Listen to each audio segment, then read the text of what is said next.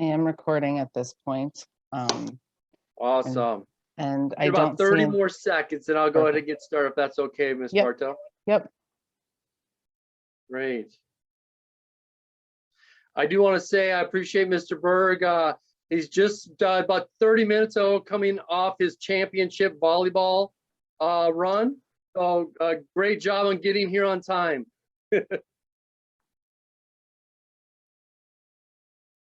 Yes, I was impressed with the dedication of doing the volleyball and the forum all at once. So well done. All right, well, I'll go ahead and get started. Good evening, everybody. Before we begin our evening, let's join together and honor our nation by reciting the Pledge of Allegiance. And so Ms. Bartow is going to go ahead and put the flag up. It should and be we'll up. recite the Pledge of Allegiance. I pledge allegiance to the flag of the United States of America and to the republic for which it stands, one nation, under God, indivisible, with liberty and justice for all. You know, Eagle Ridge Academy, every morning we say the Pledge of Allegiance, and it's great to walk through and see these kids doing it. So on behalf of the Board of Directors of Eagle Ridge Academy, I'd like to welcome everyone to this year's Candidate Forum. Before we begin, let me share a few logistical items. As we hold our second virtual forum, we ask that you please keep your microphones muted at all times to help reduce noise feedback throughout the presentations. Also, note that this forum is being recorded for later viewing today. We will do our best to avoid any technical glitches to make sure that things are running smoothly. Candidates have a chance to share about themselves, and audience members will have the platform for asking questions to the candidates. As you listen to the candidates speak, please keep in mind the mission and vision of Eagle Ridge Academy. And at this time, I'll go ahead and read the mission and vision of Eagle Ridge Academy. And we say this before every board meeting, board candidates. So the mission of Eagle Ridge Academy is to provide our students with a traditional, classical education that demands their best in academic achievement, behavior, and attitude, and challenges them to attain their highest potential. The vision of Eagle Ridge Academy, this is what we want our graduates to have when they leave Eagle Ridge, is we will offer an academically rigorous, time-tested classical liberal arts curriculum that prepares students to be exemplary and knowledgeable citizens, instills a lifelong passion for learning, values self-discipline, respect, perseverance, and achievement, teaches truth, beauty, and goodness, and finally, fosters an appreciation of the United States of America and her unique role in the world.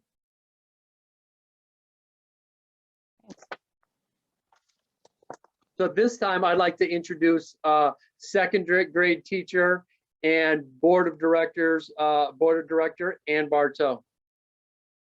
Thank you, Jason. It's good to be here. We are going to go ahead and get started. Before I explain how the forum will run, I'd like to take a moment to acknowledge the current board members and their commitment to ensuring a strong academy. Their service to the academy is appreciated beyond measure. I would also like to take a moment to thank the faculty and staff who have shown their deep commitment to the education of our students during this distance learning period and in-person period as well. This year, there are 5 seats up for election, 3 teacher seats and 2 community member seats. There are certain skills and background knowledge that a board needs in its members. It is important to select people in these skills and areas of expertise so that the board has these tools at their disposal as it charts a course for the future of the academy. These include development, hold on one second. More people are coming in here, hang on. There we go. Development and fundraising, marketing and public relations, faculties, management and commercial real estate, banking, financial or accounting, nonprofit management, human resources, legal and governance, education, and a commitment to classical education. Prior to tonight's forum, the candidates received 3 questions to which they prepared responses. The forum will begin with all candidates having 1 minute to present their thoughts on the first question. They will all answer question 2, followed by question 3. There will be no questions of candidates. There will be no questioning of candidates during this segment.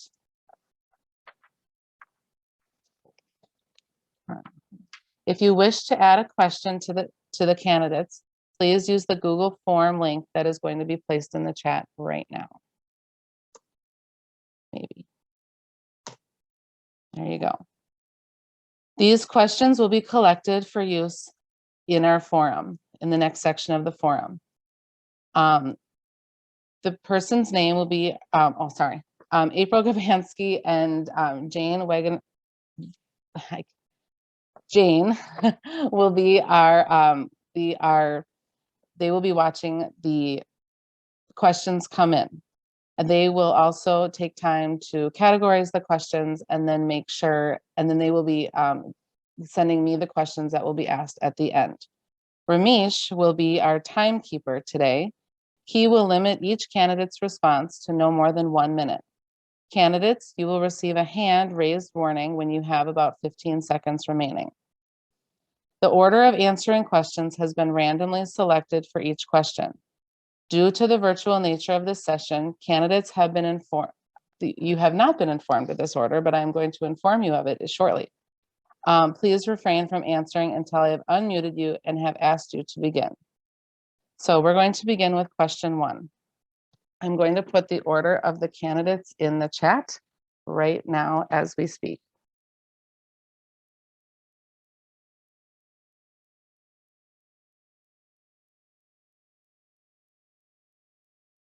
And I will have this ready to go for the next one. So that will be our order. And then I'm also going to put the first question in the chat as well. I don't seem to be on that list in that order at all. I'm so sorry. My bad. You will be after Matthew. My apologies. Now I'm going to put the question in the chat. Question 1 is,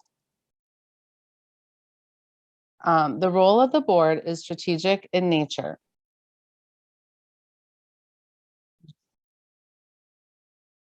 Okay. The role of the board is strategic in nature, while the role of the administration is more operational. Given that, how would you ensure that the board stays focused on strategic issues and opportunities while empowering the administration to handle the day-to-day operations of the academy? How would you ensure balance between the two? We will start with Haley. Haley, I will unmute you.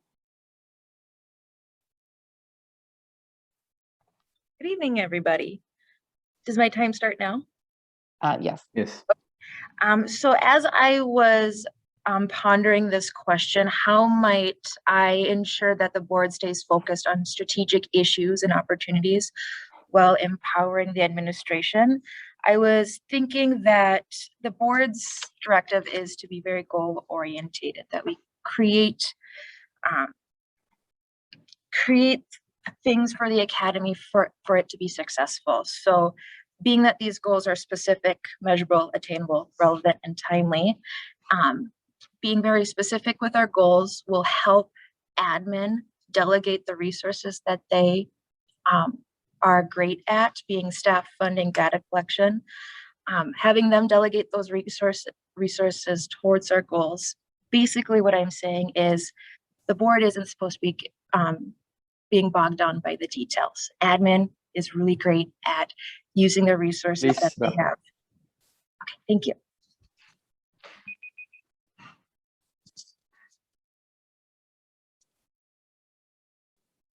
Thank you. Now we will go to Shanky. I think I pronounced it correctly. One thing, and I'll give a 15-second warning, and then you can try to wrap up in 15 seconds. So you don't have to abruptly cut. Good to know. Thank you. All right, Shanky, you can begin. Thank you, Anne, and you did pronounce my name right. Thank you for that. Good. Hello all, I'm Shanky Krishnan, first-generation immigrant from India, and I've been in this country for about 17 years and happily married 15 years with 3 kids. So with regards to the question, I was pondering how to respond. In my current role as the Vice President of United Health Group, I do operate in a fashion of the Board of Directors, which is setting the strategy and the vision in alignment with our company's core values. And I have a team of leaders along with whom their respective team are responsible for getting these vision and strategy done, right? So they're kind of like our administrative group in your example. And I strongly believe trust and transparency are very key in maintaining the balance between the board and the administration. What do I mean by that? Like trust, when I say trust, it's trusting the person, trusting the systems, trusting their competency. And there will be people who are different styles compared to you. There will be a group of team that might be thinking differently in getting to the same goal, and that's okay, right? I mean, we should have a transparent communication back and forth between the board and the administrator so that we can hear the feedback. And the balance always topples either we don't trust them or when we don't hear their feedback and change our strategy. That's when the balance topples back and forth. So to summarize, trust and transparency are key in maintaining the balance between the two groups. Great. And you even got in under your time. Well done. All right. Now we are going to go to Elizabeth. John? I don't see John here, so Okay. I don't know. Hi, I'm Elizabeth Longo. Perfect. Sorry, even though it says Jackie Longo, I haven't figured out how to do the change that on my Zoom. That's okay. That's my daughter. I believe the board will stay focused on strategies and opportunities while empowering the administration to continue to be successful with the day-to-day operations of the academy with actions such as consistent, frequent, back and forth, open communication, including how the board may better support the administration without getting in their way, because they do know what they're doing, but perhaps there are ways that we can strategize to give them more support in carrying out our mission and vision. And then I believe ensuring balance between the two would be regular assessment of how both the board and operations are meeting the mission and vision of the academy, and that would provide insight. Thank you. Thank you. Claire? Hi, everyone. For those of you who don't know me, my name is Claire Murray. I am currently finishing my 11th year of teaching and 7th year teaching 3rd grade at Eagle Ridge. I'm also currently our board secretary. So I just wanted to let everyone know who I am.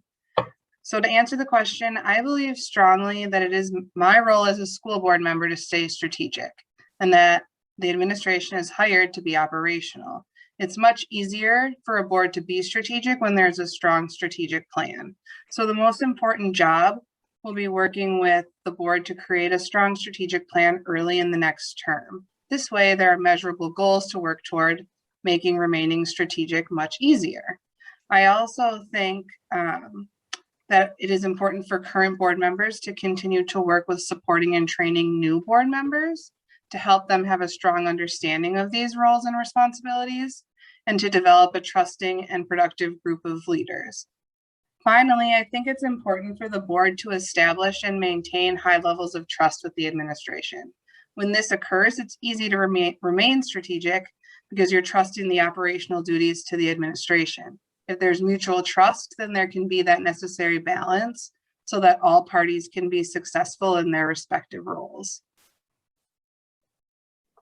Thank you. Great. Thank you. I don't see Angela here and she's not showing up on my list. So we'll go on to Mr. Berg, and if Angela joins, great. Mr. Berg, you can go ahead. Or Matthew, I should say. Either one is fine. Thank you everyone for having me here. I'm Matthew Berg, 4th through 6th grade Latin. I think that the key to dividing the roles between the board of directors and the administration, it can be found in the names for the two things. So the key thing in board of directors is directors. I think that the board of directors is key in giving the school a direction and a foundation in the core principles that the school holds dear, and ensuring that those principles are being held and maintained throughout time and at a high level. The administration is in charge of administering those things on the more concrete day-to-day level, making sure that we're currently keeping up to date, currently doing what we need to do. And so the balance between the two of them, I think, is found through mutual respect, honest dialogue, and a emphasis on best intentions between the two, so that the board can focus on the broader thinking, longer term and more abstract goals of the school and who we want to be as a community. And the administration is more focused on the daily and in-person instruction and making sure we're meeting the goals now and in person. Thank you. Great, thank you. Thank you, candidates, for your thoughtful responses. Let's move on to question 2. The order. I think we have one more. Oh, Ann. We still have one more. I got. I'm so sorry. I'm so sorry, David. Can you tell I'm a little nervous doing this? All right, go ahead, David. Hi, I'm David Croson. I believe that to focus itself, the board needs to be constantly asking itself, what initiatives do we want to pursue to make ERA the best that it can be? And what resources and capabilities do we need to build or foster or seek funding for to support those initiatives? And how can we translate those issues into a course of action that then we can undertake in cooperation with the administration? I think if we focus on those issues, then we don't run the risk of actually micromanaging the administration or asking them for something that they can't do. And towards that end, I really think it's essential that there be open, transparent communication, as other candidates have suggested, between the board and the administration, in particular so that there's no gap between this strategy's formulation and its execution, because one without the other is really not worth very much. This relationship is mutually beneficial. It needs to stay cooperative and future focused. And at the risk of making a pun that may not translate over Zoom, the board's pursuit of ERA's founding principles will support its current principals. Great, thank you. I actually do have you listed for the second one, so I won't miss it this time. All right, so here is our order for the second question. I took out the people that weren't here, and if they do join us, we'll go from there. I'm going to post question 2 in the chat. So the question is, what does the board of directors need to continue to aspire to do, think, and discuss to ensure that the Academy stays true to our classical mission and vision? And with this question, we'll stick with 1 minute. Claire, you're going to be going first on this question. Awesome, thank you. Mm-hmm. So as I mentioned in my previous answer, it's necessary to work on developing that strong strategic plan. And to that end, it will be essential that this plan is rooted in the mission and vision of the Academy. I think along with strategic planning, and maybe even necessarily before, the board needs to work to have a focused, aligned, and clear interpretation of what that mission and vision is in reality. So, for example, what does it look like in our technologically driven and diverse world, especially post-pandemic, hopefully post, not still mid? Having a strong understanding of this is going to ensure that the strategic decisions that we do eventually make and the goals that we set stay true to who we are as a school. So having those benchmarks that we can hold up against our mission and vision will be really critical to helping us remain true to who we are as an academy, but also continuing to be forward thinking, because the world is changing and has changed, and we need to, you know, stay true to who we are within that environment. And sometimes that involves reevaluating your strategic plan so that it fits not only your academy, but what we need for our school right now. Great, thank you. David, you are next.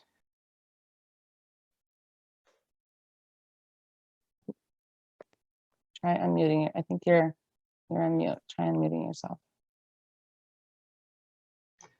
Thank There you. you go. Okay. No problem. I would summarize this challenge as one of making the right promises and then keeping them. There's a really strong reason why families choose ERA. It's because they know the track record of classical education, which has been preparing the leaders of tomorrow for literally more than 1 million tomorrows. And we need to aspire to honor a 3-part promise, I think, that we make to families when they choose ERA. That they'll participate as members of the Academy in the best classical education available to the public, that the insights that students gain here will prepare them for today's world, and that all who subscribe to these principles are warmly welcome at ERA.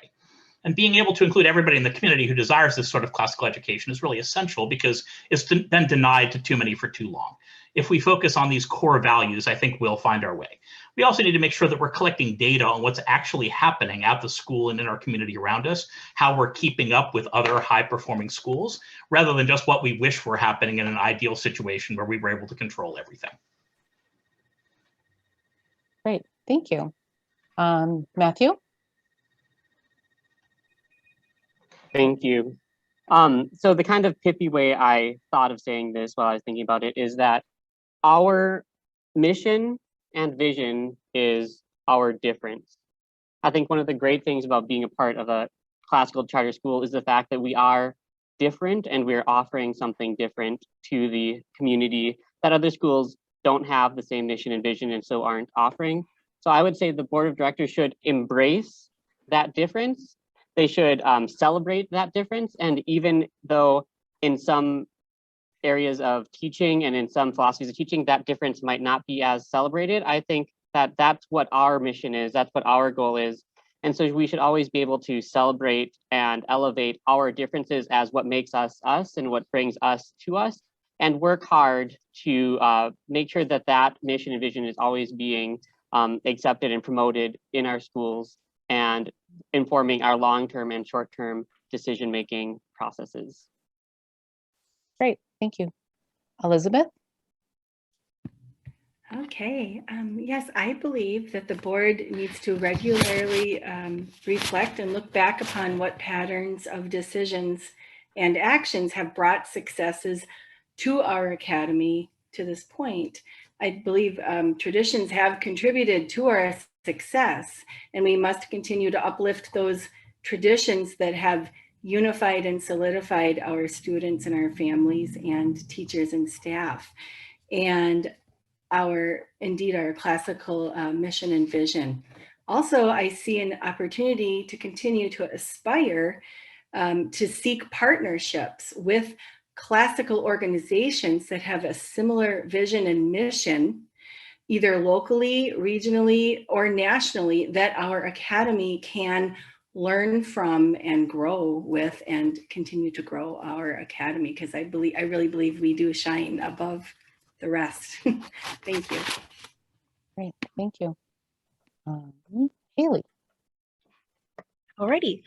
As I was pondering this question, what does the board need to do, to aspire to do, think, and discuss to ensure that we are reaching our mission and visioning statement? I thought back to some top 20 development that we had this year, professional development, and a saying of teachers are in the business of empowering humans. We are in the business of really taking the necessary steps to give our students what they need to be the best versions of themselves. And when I look at our mission statement, there are key phrases in there: exemplary, knowledgeable citizens, people who have respect, perseverance, and achievement. And as we grow Eagle Ridge, as we grow as a school and a board, we really need to keep in mind that each one of our students need to feel like they are empowered to learn, being that we ensure that there's equality in our instruction.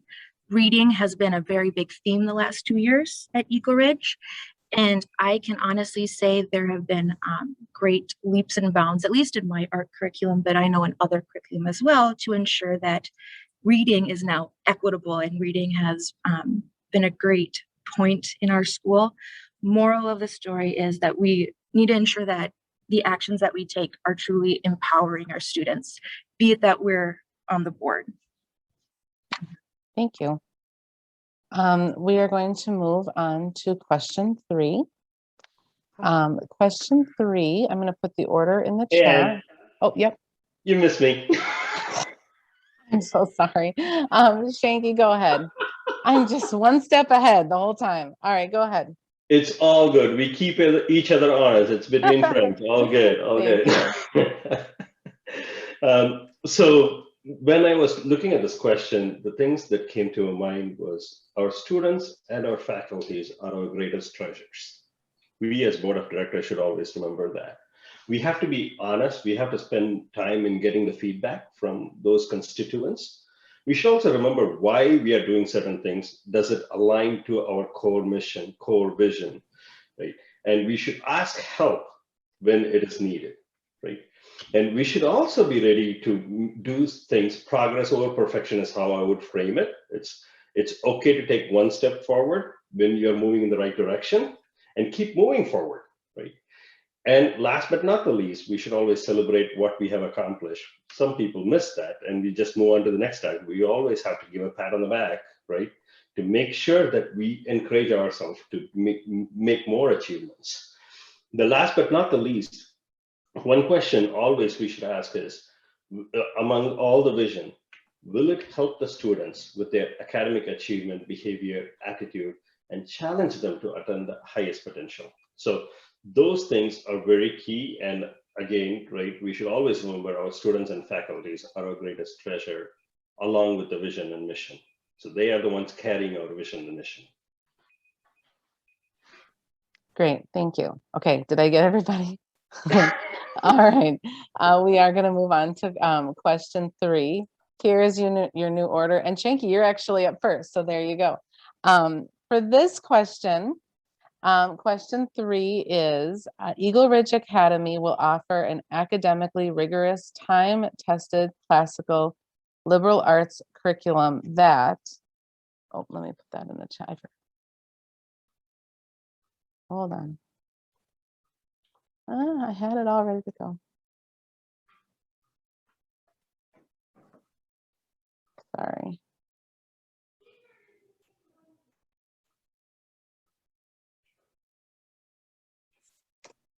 Oh, yes, okay. A time-tested classical liberal arts curriculum that prepares students to be exemplary and knowledgeable citizens, instills a lifelong passion for learning, values self-discipline, respect, perseverance, and achievement, teaches truth, beauty, and goodness, and fosters an appreciation for the United States of America.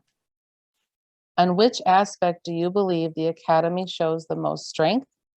And on which aspect, if any, do you believe the Academy needs to improve? Due to the length of this question, each candidate will have up to 2 minutes for this question. And Shanky, you may go first. Awesome. Thank you, Anne. So when I was looking at this question, and all the values are important, and like I'm a new parent at ERA, right, with 3 kids, and I could see the difference between a public school, because my elder son went to a public school and then changed to ERA. And like clearly I could see the values that they're living and breathing, but I had to select 2, right? One that is we are doing really good, and one where we have to improve. So I picked the values of self-discipline, respect, perseverance, and achievement as the one that we are doing very good. And the reason, particularly in 2021, if you think of with all the COVID, ERA, a classical education that went from on-prem, no technology, classical education, to distance education, virtual, using tablets. And each one of those faculty members, I admire them, I respect them day in and day out, right? They were amazing communication right from day one, what to do, how to do, when, right? And everyone who was delivering those were flexible based on the changes that was coming to them on a day in, day out, because they were learning something new. And they were changing the course, and they were making it even better than how it was the day before, right? So I think that's the one, because of the COVID and how ERA shifted their focus from in-person to a distance education successfully, right? And was learning along the way, I picked that one. With regards to where... Thank you, time done. Oh, okay. Thank you. Elizabeth? Hi, I believe that the Academy does an excellent job of instilling a lifelong passion for learning. And I see it in my own 4 children and in their classmates, where they might, well, first of all, they're very engaged in the world around them. and they continue to research a subject that they might have been exposed to in school on their own time. So I love that. Where I think we need to, we do a good job, but where we really need to up the ante is in fostering the appreciation for the United States of America and her unique role in the world. The students at Eagle Ridge Academy do get a robust education overall, but they are steeped in 24/7 pop culture in all its forms, TV, internet, videos, social media sites that are quite frankly often very hostile to America and her unique role in history, regardless of where you fall on the spectrum of politics. I'm talking about just objective history. There are projects being embraced by hundreds of schools right now in our country, from kindergarten through college, that are actually quite subjective, biased, and rewriting of history. Projects that do not have love or even appreciation for America. Since it is our vision to foster within the students appreciation of this great nation, realizing she as a country has made mistakes, yet she still has a unique and enduring role in the world. We must continue to impart this to students, that they themselves are part of this enduring role in America. They're still writing the story, and they themselves will Yes, hope I think done. to shape America to continue to be that beacon of hope in the future. Thank you. Great, thank you. Haley? Hello again. As I was reviewing, like, what is a great strength that I see at Eagle Ridge, and the one that pops into my brain the most is that teaches the truth, beauty, and the goodness. I teach art. I've been teaching art here for 3 years, and I get to see beauty in this classroom day in and day out. Our art students are lovely, but they also are very intrinsically very sensitive to other people's emotions. Our students are able to pick out the mood and tone in stories. They're able to pick out the emotions that are in artworks. They've had great practice from kindergarten for some of my students, the ability to see the beauty, to see the goodness in things, and to see the truth. They are always questioning. They're always questioning, like, why does that happen? Where can I learn more about that? Just like Jackie was saying, where can I learn more about this? Is that my minute mark? Okay. Ramesh, are you doing 2 minutes for this one? Okay. I don't know. It was 2 I minutes. was giving Sorry. 1 minute for everyone. Okay, sorry about that, yeah. It's okay. But for a weakness that I observe in Eagle Ridge is, again, fostering the appreciation for the United States of America and her unique role in the world. We do pledge allegiance every day at our school. My 6th graders last year even spoke it in Latin after they said it in English. And it was nice to hear, like, walking down the hallway, the chorus of the Pledge of Allegiance in Latin going through our hallways. It's kind of gives you the chill sometimes. But beyond saying the pledge and having the flag in each one of our rooms, the impact of America's role in society right now I feel is not being bestowed on our children, on our students here, that we could take further actions and further steps to make sure that all of our students are feeling like they are part of not only the Eagle Ridge community, but also have a strong American identity, which they do feel like they fully belong as an American. Yeah, those are my thoughts. Great, thank you. Shanky, did you want to have your extra minute? There was just a miscommunication between Ramesh and I. And Elizabeth, did you want an extra minute as well? I can use the extra minute. I can go at the end after. Okay. And Sounds good. that's okay. Great, thank you. Okay, where am I? Oh, I would, if you don't mind, I feel like I really rushed that last second. I just wanted to say, again, reiterate that I really do believe that the students need to really learn. It's not about red or blue, Democrat, Republican, that we are Americans, whether we are naturally immigrated, naturalized citizens, immigrants, or born here, and that we have so much, the children have so much to offer. And they have such a unique perspective because they're getting that classical education. And that even if we disagree, we don't have to be like what we see on TV. We're learning, we're taking the facts and the logic and the rhetoric and learning how to have discourse in a healthy way that is not divisive. We can agree or disagree, but if we disagree, we can do it in a civilized way. And I believe that is part of where we can work on improving the fostering of America's unique and beautiful role in this world. And I hope that the children know they are a beacon of hope. We are America, whether regardless of color, religion, whatever, we are, a light of hope to the world, even warts and all, even with our flaws. So thank you. Thank you. Okay, Claire.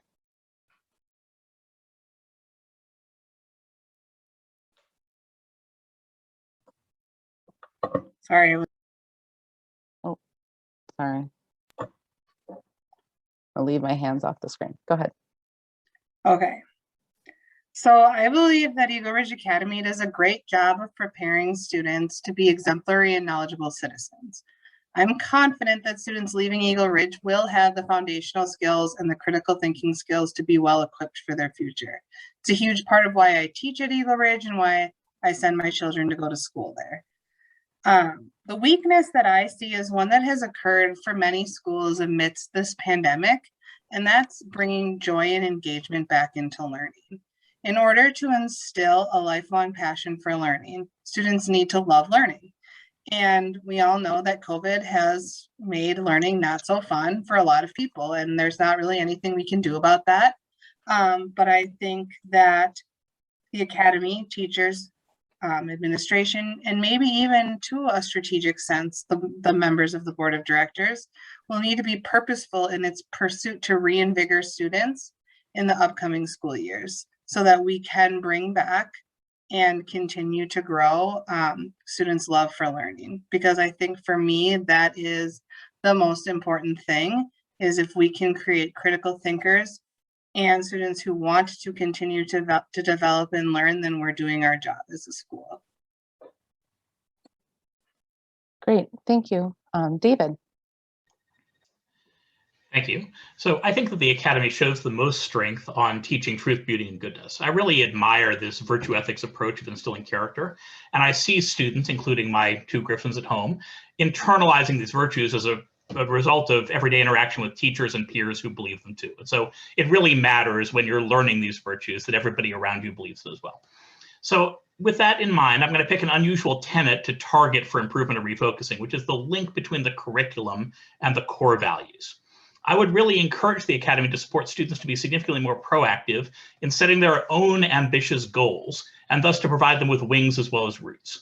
If we can instill the pursuit of excellence as an internal goal for every student, which they truly embrace, the achievement will follow, and I think the love of learning will be accomplished at the same time. So while respect and perseverance are still core virtues, achievement has been increasingly tied in the 21st century to virtues that are developed through study and reflection and peer excellence, rather than the completion of any particular course of study, no matter how time tested. I strongly support the classical curriculum, but I think that this link could be strengthened and renewed. The curriculum should reemphasize that achievement and excellence in the grand spirit of Arte comes from within, and to recognize that the world will judge ERA graduates on their competences and on their ability to accomplish what they set out to do, as well as on the specific content of their scholarly pursuits. Thank you. Matthew? Thank you. I'm going to be approaching this question also from a slightly different angle. So as some of you may or may not know, I'm a first-year teacher for the Academy, and I want to approach it from someone who's coming in and may not have as full of a sense as someone who has 10 years exactly where the virtues and the needs for improvement are on the ground in the Academy, but from someone coming in, what was stressed in the teacher kind of process of bringing in new teachers and what was less stressed. So what I found was the highest point of emphasis when I was coming into the school was the developing a lifelong passion for learning. I felt like in almost all of our meetings and in all of our team meetings and department meetings, this idea of a lifelong passion for learning was consistently applied and encouraged among teachers. The thing that I felt, though, that was the least encouraged or least referenced was the fostering the appreciation for the United States of America and her unique role in the world. For some perspective, when I came into the school, we read the vision and mission of the school, and that was basically the first and last time I had heard of that as kind of the vision and mission for the school. And then subsequently, we never really, as far as my experiences, came back to emphasizing that or talking about how we could implement that in our curriculums and support it in the community. So coming at it from someone who doesn't have as much experience to know in depth what the strengths and weaknesses are among the whole school, from my training experience, I would say that lifelong learning and the passion for lifelong learning was emphasized highly, and the appreciation for the United States and her unique role in the world was not as emphasized. And I would say that that might be something to look at and emphasize more going forward. Wonderful. Thank you. Shanky, I know we owe you a minute, so would you like to finish up your minute? Yes, please. Great. So thank you, Anne, again, for being accommodating. With regards to the second part of the question, where what is that we could do better on? I personally think fostering the appreciation for the United States of America and the unique role in the world. And I have a different spin to it, where I today think ERA does an amazing job with regards to this particular value. We have a diverse group of students, faculties, administrator, board of directors. So we are living it today. But at the same time, I also think students need more of this in this day and age, particularly. Right? I came to this country in 2004 with just a dream of seeing that, what would happen with this girl I met in the 8th grade, right? I mean, we are happily married now with 3 kids. This country and the people who I met were super welcoming, right? They gave me a chance. They took a chance. Some took a gamble, I would say, right? Including my wife. And I believe it's our responsibility to teach them how diverse we are and how valuable that is. And that's what makes United States of America different compared to any other country out there. And that's what makes us the leader in the world. And a little bit extra dose of that would go a long way. Great, thank you. Thank you for all of your thoughtful responses. They were very interesting to listen to. We're going to go and move on to the submitted questions. Thank you to those who have submitted questions. We have combined similar questions in order to maximize time. If you wish to submit a question during this discussion, I'm going to reshare the link quickly to the Google form that you can use to submit any question you might like answered by the candidates. Unfortunately, we probably won't get to all questions, but we will do our best to get to as many as we can. I'm going to share the link right now.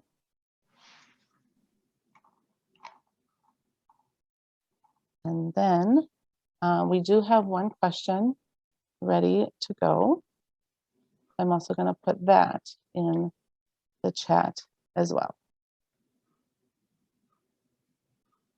And the question is, if ERA were to move forward with Griffin Academy, the proposed online school, what essential elements must it include in order to ensure it remains classical?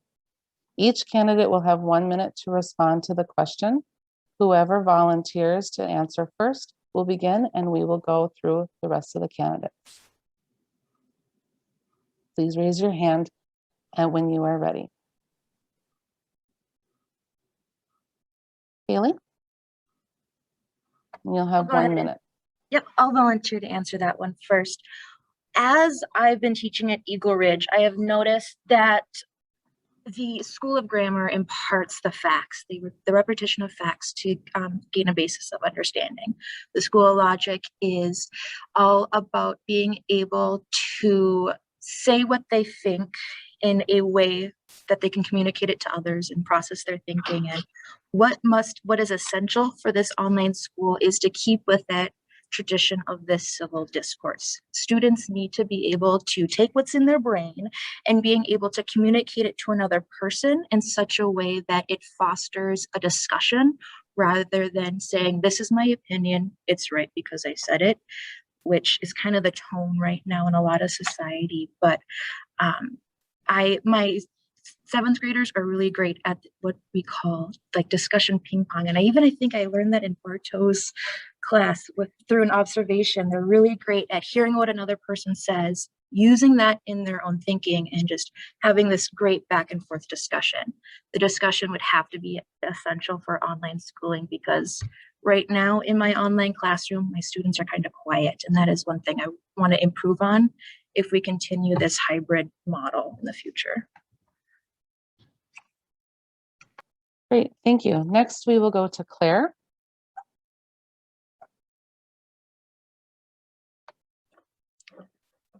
So when I think about a classical education, I think about the fact that it's one that encourages students to pursue and develop the why, the how of ideas, and in addition to decisions about what and where things are in history, and put the facts together with the deeper critical thinking.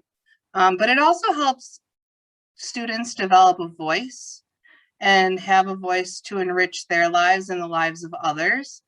I don't think classical education means old-fashioned. And I think that there's often a misconception between the two. I do truly believe that if done correctly, and I don't think current hybrid is done correctly, right?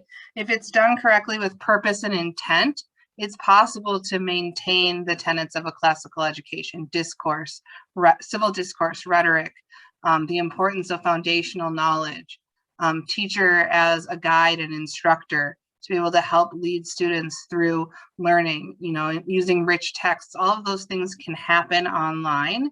It's just about really framing our understanding of who we are as a classical institution prior to developing the operational pieces of the Griffin Academy.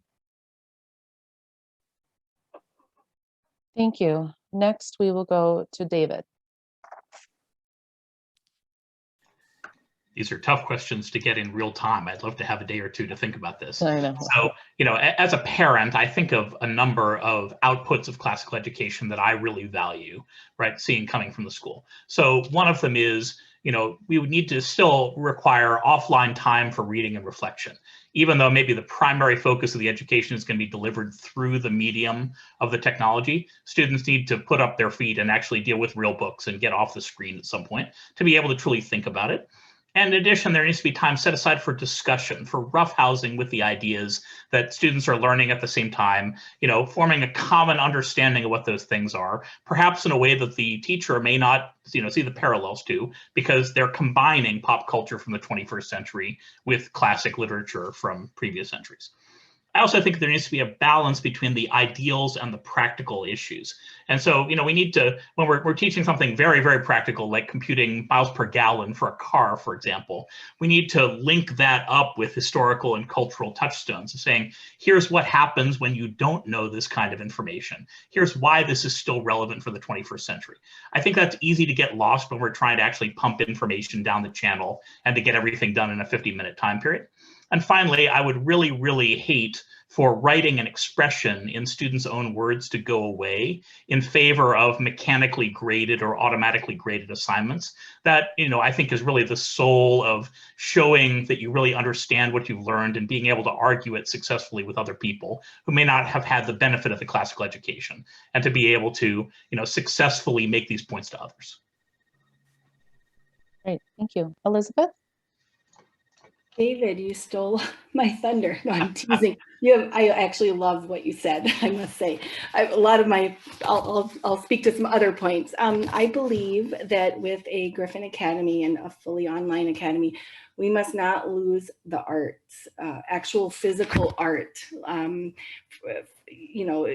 painting, sculpture, the tactile. I believe the multisensory is so important. Whether at a traditional city school, public school, or at a classical charter school, or a Christian or private school, the arts, the multisensory is so important in instilling truth, beauty, and goodness. I believe music would need to be integrated as well. I also believe that books, the tactile books, even though we are in this virtual world for the most part right now, there's something to be said about the smell of the paper, opening up the book, even if you're reading it, you know, at the same time online via like an audio text, like some of my dyslexic kids actually do. There's something about connecting the dots with the books. And I believe in also bringing in some type of tradition into that academy, even though it might look differently than an in-person tradition. Thank you. Great, thank you. Next we have Shanky. Thank you, Anne. I mean, I think one of the key elements, if I'm not going to repeat what everyone said, is that interaction between the teacher and the students, and the interaction between the student and the other students. That's key with regards to a child's growth, right? They're learning, and that's part of the classical education. You're not just looking at saying that what I did was right, and this is how I thought about it, but the other kid in the same class would have thought a different way and why they did it that way. So now that we are encouraging them, nourishing them with different ideas and whatnot. And we also always have to learn and change course, I mean, with regards to the art, with regards to the paper that we get, with the homeworks. I mean, how can we make sure that every single student out there, regardless of their social or economic status in the society, how can we make sure they all get the Griffin Academy and they all get they can get the physical paper, the books and everything? That's going to be the biggest challenge that we should remember and start working towards. Great, thank you. Matthew. Thank you. So I'm going to focus on the idea of it remaining classical, and not only classical, but as our mission says, a traditional classical education. And when looking and researching classical education, I've thought that you can break down what classical means under 3 headings, in structure, content, and method.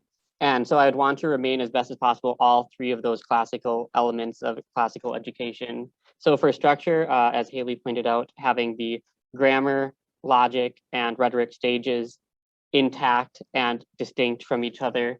In content, keeping in mind not only good books, but classical books and books that have enduring cultural influence and legacy. And in method, keeping it to mimetic in the lower grades and increasingly more Socratic dialogue as it goes over. So I think that those 3 things are what we would need to focus on most to keep it classical. Not only that we're reading good books or classic books, but also that's keeping the structure and the methods of classical education intact in an online environment. Great, thank you. I know we're running short on time, but I would like to squeeze in one more question. So I'm going to put the question in the chat and then we will wrap up after that. The question is, how would you address the concerns that either the board, the administration, or the teaching staff are not fulfilling their responsibilities? And we'll take a hand raise of who would like to go first. Claire? Is it 1 minute? Yes, 1 minute. Yep. Claire, go ahead. So I'm interpreting this question as if there are other board members not fulfilling their responsibilities, since we would be members of the board. So if I'm misinterpreting that question, April or Jane, will you just shake your head at me? I think that first "the" should probably not be there. So if someone were to come to you with concerns that the board, administration, or the teaching staff are not fulfilling their responsibilities, how would you handle that? Great, thanks for clarifying. So one of the key things, and we've already talked about this, is that the board of directors is meant to be a strategic body. And it is not, there is not a need initially to get into the weeds of dealing specifically with teaching staff or other administration.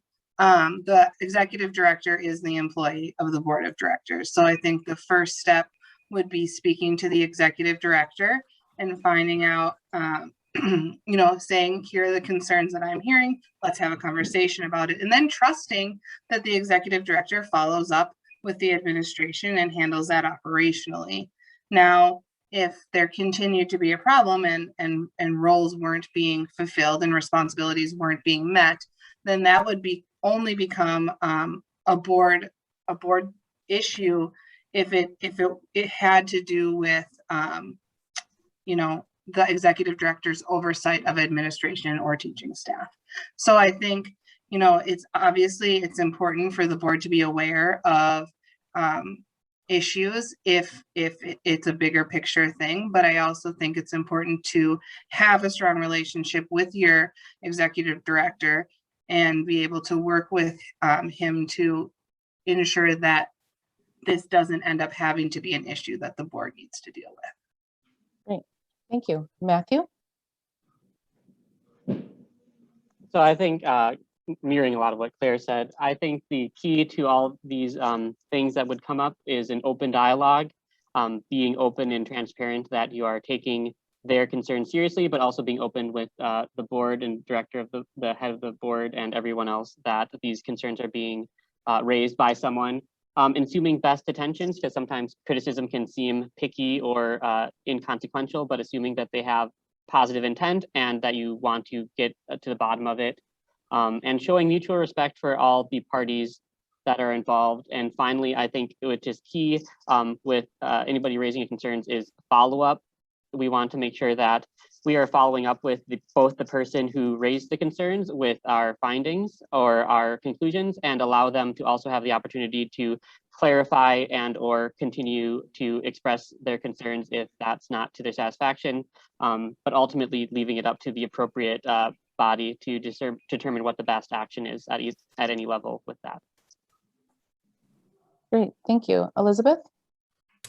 Yes, I actually agree with what the other candidates said, but I would listen to their concern first and foremost, gather any information that I could, and thank them for caring enough to bring their concerns, and seek to understand, because perhaps it would be something as simple as a miscommunication. And if it is something that is indeed you know, an issue, try and get it to the right person, such as you know, the executive director or the director of operations or whatever that would be. And then again, follow up is important, even if there's not a quick resolution to a problem. I think just reaching out and communicating, saying thank you, and keeping those lines open. Thank you. Great, thank you. Shanky? Thank you. So with regards to understanding what the concern is, right, if I'm not going to repeat what others have said, the first step of resolving is to asking the question, have you talked to the teacher, depending on the concern, right? And making sure that the parent understands that it's an open channel between them and the teacher.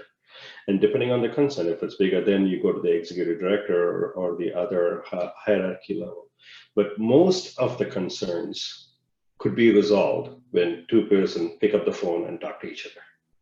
I mean, I believe in that strongly. When I have a team of 70 people and that happens day to day, depending on the concern, you don't want to escalate it right out of the gate. When I pick up my call and I call Ms. Tran, my kindergarten teacher, my issue is resolved because we are on the same page. And I would prefer that than calling Jason or someone else, right? Great, thank you. David? So I'd like to build on what Elizabeth and Shanky surfaced as well. So there's a saying in customer service that every complaint is a gift. You're receiving information that you didn't know before, and you're also getting a strong signal that the person who's coming to you really, really cares about the outcome and they want it to work out. And so in that spirit, I think it's really important not only to listen and to gather that information, but to have some kind of method in place by which this communication can happen, which is not accusatory, to be able to say, you know, we talked to a parent, right, to mediate in some way, saying, we talked to a parent, you know, the parent said they wanted to see something else or they were concerned about something that had happened. and have the opportunity to actually have the parties get together directly. I think too often these problems fester until it becomes something where it is needs to be corrected, or it's a disciplinary problem, or it's something which would be an employment relationship. But we're all on the same side, right? If we're not all on the same side, we have a larger problem than simply trying to iron out a particular issue. The most important thing is to be able to talk with each other without actually accusing each other of malfeasance, and to work together and figure out how we can do it better. Great, thank you. Haley. Alrighty, as I think about this question, how would I address concerns for the board, administration, and teaching staff? First few things that come to my mind is that to acquire knowledge, what is the concern? Has that person communicated their concern to the appropriate people first before coming to me to get the concern escalated to wherever it needs to go? There are at this school due processes for everything. Like Aaron is my boss. If there was a complaint to me, it would go to Aaron. If it was about an administrative staff, it would go to the executive director. We just follow the line of, or the order of operations, and making sure that, if someone mentioned this, that follow-up is being done, that the complaint isn't just going into white space, that a complaint is being followed up, but also being escalated to the appropriate person at the appropriate time. Great, thank you. This concludes our candidate forum for the evening. I would like to thank all of you for your dedication to the Academy and your continued support of our mission and vision. Emails containing voting instructions and login credentials will be sent out shortly. Online voting will be open in just a few minutes and will remain open until Monday, April 26th at 12 p.m. Official election results will be announced at the regularly scheduled board meeting at 6 p.m. on Tuesday, April 27th. If you have any questions or need assistance during the election, please contact me, and I'll put my email in the chat for. Have I been muted this whole time, or did I just mute myself? Okay, good. You know, I teach on Zoom every day. This shouldn't be this hard. Anyway, thank you, candidates, for your time and flexibility this evening. And thank you to those staff, families, and community members who joined us virtually to learn more about our board candidates. We appreciate your time and commitment. Stay healthy and enjoy the rest of your evening.